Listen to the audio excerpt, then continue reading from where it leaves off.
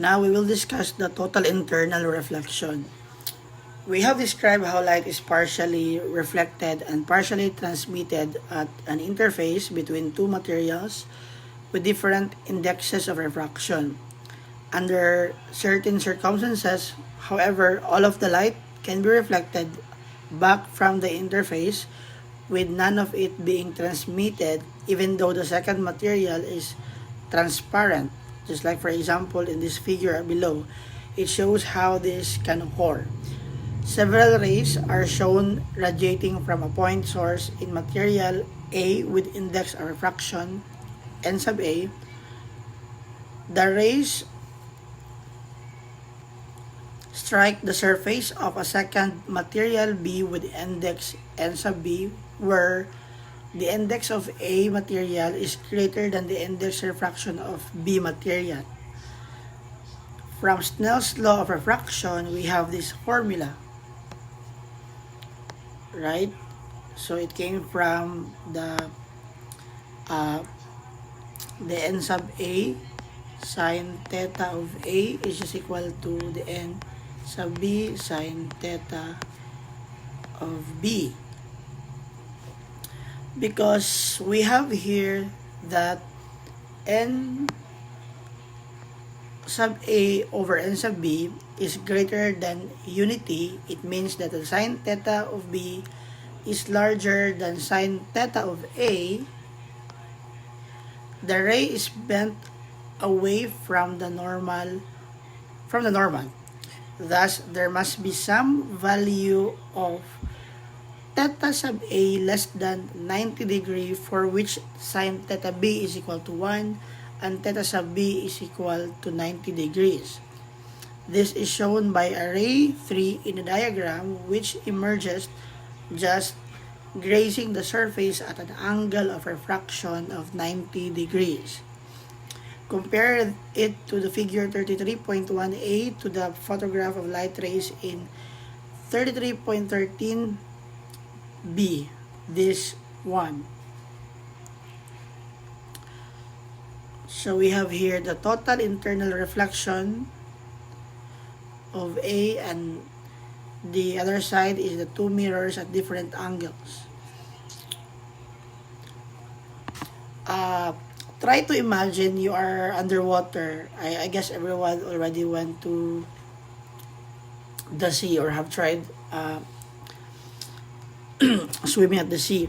So, or even in the pool. So imagine you are underwater in a swimming pool. So if you look upward at certain angles, kung mo try ka while you're underwater, then mo try ka look upward at a certain angles, instead of seeing the sky directly, you will see a mirror-like reflection underwater.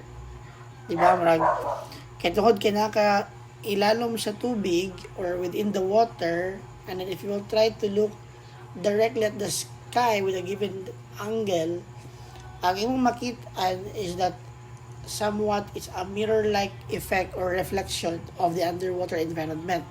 So, why does it happen, by the way? So, it is, nahitabo siya, it is because naay phenomenon nga gitawag og total internal reflection or the total internal reflection.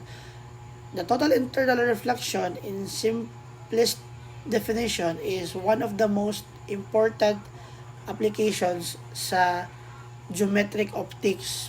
Diba? When we talk about geometric optics, it talks about the wave description. And it is highly known or ginagamit permanente sa medical field. For example, kadang mga medical endoscopes. For example, if, di ba, nakadog naman ang mga scenario nga, paunsa gi-break ang kidney stone gamit ang mga machine.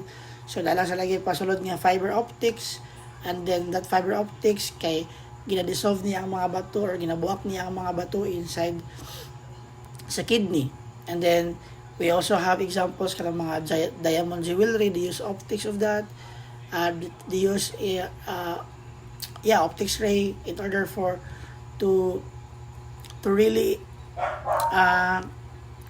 makuha nila ang diamond jewelry. Or another examples, And in order to discuss the topic of the total internal reflection, we need to go back from our previous discussion about the reflection and the refraction. Diba, kung yung tag-refraction, meaning ni-refract, ni-transmit ang sa right light ray. So refraction is the bending of light by definition as it passes through or from one medium to another because its speeds changes. Like for example, sa itong mga previous na video, from air, material 1, next traveling to water, material 2, or from air to glass, or from water to glass. So those are example of diffraction, meaning na ay bending of light because ang light ray ni travel from different materials. Same goes with example kanang mag-inom tog soft drinks gamit ang mga bottled water, bottled glass. For example, we have a straw nga gi-placed nato in a glass of water. Kung tanaw na to ang iyang transparent nga glass, ang straw kay somewhat ni appear siya nga nagbend or nagbend kumbaga. So it means that, or this happens because light really changes when it moves from water or from water into air or from air to water. So therefore, naging bending of light, naging siya refraction. The question now is, what will happen when light moves between different medium or between media? So light travels at different speed in different materials. So matong ipasabot ato sa atong previous na discussion, yan ay gitawag nga index of refraction. So different medium has also different refractive index or index of refraction. For example, ang air na ay 1, ang water 1.33, ang glass 1.52, and ang diamond kay I guess 2 point something or 2.42. So in other words, the larger the refractive index, it also means the slower the light travels and the more optically dense the material. Di ba matong sa tong previous example, like ang air going to glass, then water also. Kaya the larger the refractive index, mas mo delay ang light ray sa pag-travel.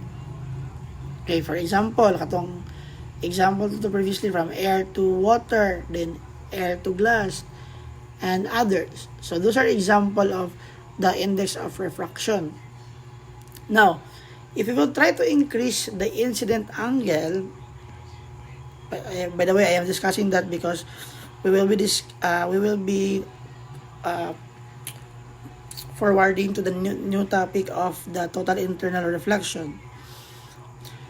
Now, suppose light travels from glass going to air. So try to compare kinsa ang mas dako og index of refraction nila, si glass or si air. Take note, ang glass kay naa siya 1 point. Pila kay ang glass? For example, ang glass. Pila ang index of refraction sa glass? Na siya n is equal to 1.52. Nya ko ang air na siya 1. So comparing the two, naagyoy mas dako gyud si glass. So as we gradually increase the angle of incidence, for example, kung if you have seen the video nga akong gi-upload about the total internal reflection, so if you will try to move or to increase the angle of incident, like ang source of light, for example, imong i-move ang source of light, and then ang mahitabo kay, for example, in the case of small angle lang sa, like for example, this one I have here, then ako yung source of light dari nga gikuan dirigikan.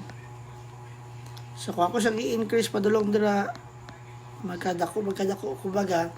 So as we gradually increase the angle of incidence, so given for example in a small angle, ang mahitabo is that some angles, or some lights refracts into the air. For example, ang glass o ang air, kaning example tong karon, glass o air. So if natay glass dari glass, then natay air dari air. So if gikan dari ang ato ang index of refraction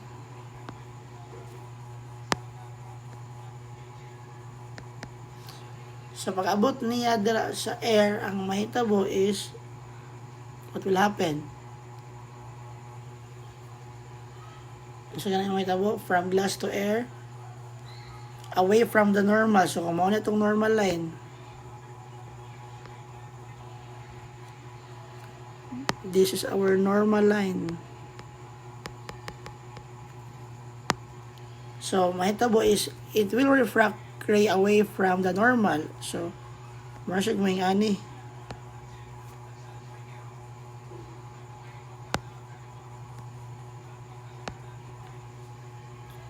So, yung nga ang mahitabo if we have from higher to lower index of refraction.